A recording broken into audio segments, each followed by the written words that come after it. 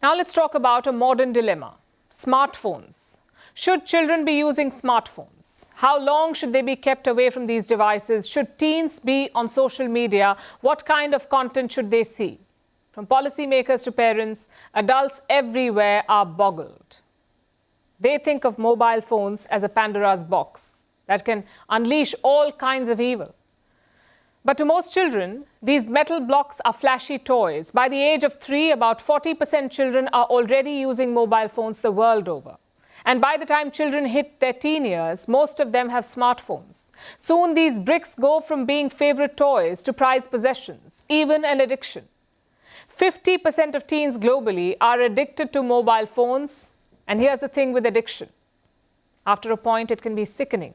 And maybe that's what's happening in this case as well. A new survey is out, and its findings will surprise you. It says that American teenagers are sick of their smartphones. Nearly 3/4 of them feel happy without their phones. That's 3 out of 4 teenagers. They say they're more at peace without their phones, at least theoretically. Because despite this feedback, they've not limited their phone usage. Only 36% American teens have cut back on using their devices. Most teens are still spending more than 8 hours a day on smartphones, 8 hours in a day. 45% teens are constantly on the internet. They say despite the downsides, phones help them tremendously. 69% say smartphones help them pursue hobbies. 65% say smartphones make them creative. 45% say phones help them do well in school. Plus, children need phones to contact their parents. They use phones to make payments, so smartphones have their upside, and teens see that. But the pros do not outweigh the cons. Mobile phones are fueling a mental health crisis across the world. 4 in 10 teens feel anxious and lonely without their smartphones. They're struggling with poor attention spans. 80% teens check their phones every hour. They get 237 or more notifications each day. Then there is social media and its harmful messaging. Online bullying, harassment, and sexual exploitation. 46% adolescents say social media makes them feel worse about their body image. 64% are exposed to hate-based content. Did you know that children are even buying drugs on social media, or that child sex images are more widely available than ever before?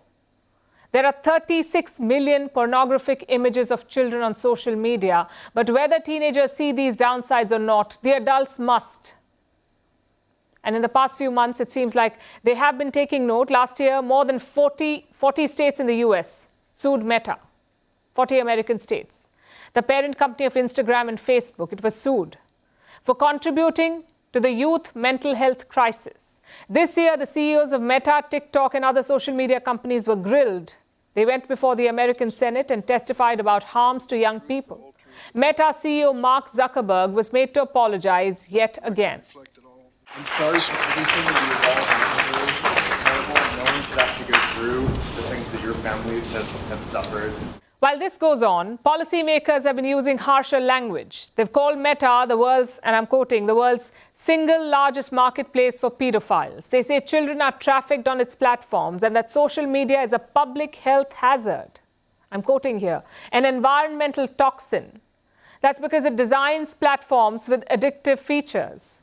Some US states, the UK, Canada, and the EU have passed laws to reduce children's exposure to harmful content. Meanwhile, almost 1 in 4 countries have banned smartphones in schools. In India, we do not have a nationwide ban, but most state governments and schools ban smartphones. So steps are being taken across the board, albeit at a slow pace. Will teenagers boost this progress? The survey is encouraging, but we'll have to see if they walk the talk.